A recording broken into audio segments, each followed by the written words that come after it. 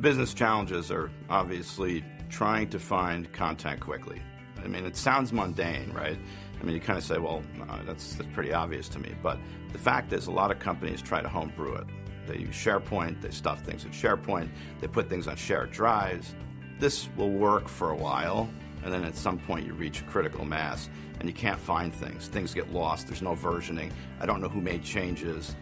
These are things that drive you towards an enterprise-class system like Web Center. Actually, this was one of the most trouble-free implementations I've ever done.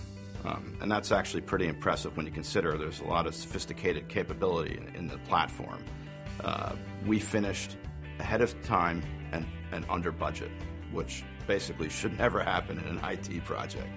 When I showed up in April of 11, we're a services company, and we have people scattered through many states and countries around the world. So finding documents quickly has a number of benefits. I mean, just simply to go through them is being able to find proposals we've done in the different verticals that we serve, which include federal, local, state, military, intelligence, oil and gas, energy. And so when we're putting proposals together, if we can find stuff we've already done, it's going to shorten the sales cycle. And that's a key thing for us, as you can imagine. The fact that I can be in any Office application and check in documents, check out documents, and work with them, that's certainly compelling. The web capabilities are also very, very good. So from a technical standpoint, the capabilities of Web Center enable us to accomplish our goals. I mean, I may be a bit simplistic that way, but for me it's just about, do I solve the problem?